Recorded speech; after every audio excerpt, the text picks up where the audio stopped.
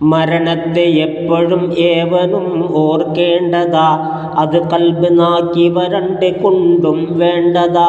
തിരുമുമ്പിലുണ്ടെന്നുള്ള നിലയിൽ തന്നെ ചിന്തിച്ചു കൊണ്ടിരിക്കേണ്ടതാ നീ പൊന്നേ.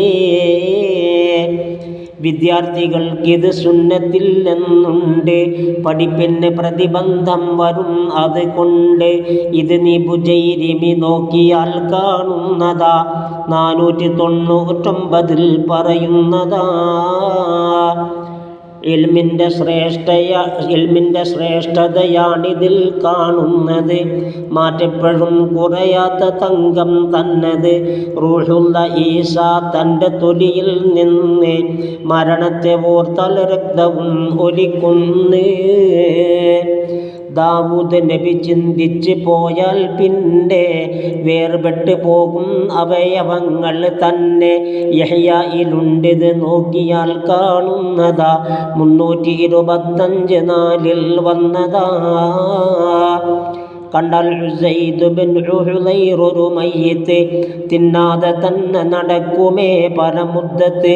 മയ്യിത്ത് ഖബറിൽ വെച്ചതൊന്നവർ കണ്ടുപോയി, അവരവിടെ വീണുടൻ തന്നെ ബോധം വിട്ടതായി.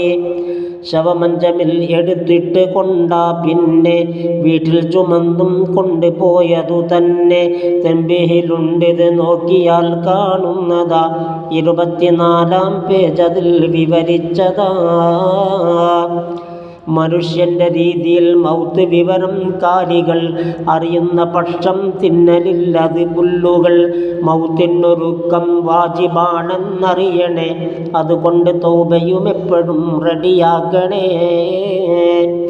രോഗിക്ക് മറ്റെല്ലാവരെക്കാൾ വേണ്ടതാ, വേഗം തയ്യാറെടുത്തിട്ട് തന്നിരിക്കേണ്ടതാ.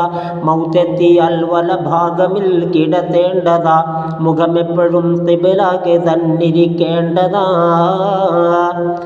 അത് ബുദ്ധിമുട്ടായാൽ ഇടത്താ വേണ്ടത്, മരത്തി കിടത്തണമെന്നുമാ പിന്നുള്ളത്. മരത്തുന്നതായാൽ തല ഉയർത്തൽ വേണ്ടതാ, ഖിബ്ലക്ക് തന്നിരുപാദവും നീട്ടേണ്ടതാ. ഋതുവായ സ്ത്രീകൾ അവിടെ നിന്നൊഴിയേണ്ടതാ, അവരവിടെ നിൽക്കൽ തന്നെ മക്റൂഹുള്ളതാ.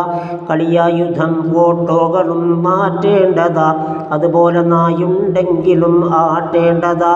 സൗരഭ്യമുള്ളവ പൂശലും വേണ്ടുന്നതാ, അംലാക്കുകൾ കടക്കുന്നതിനു നല്ലതാ. തത്സമയമൽപ്പം വെള്ളവും കൊടുക്കേണ്ടതാ, സകറാത്ത് സമയം ദാഹത്തിനുതകുന്നതാ. ഇത് മുഗനിയിൽ നീ നോക്കിയാൽ കാണുന്നതാ, 330 ഭാഗം 1 വന്നതാ.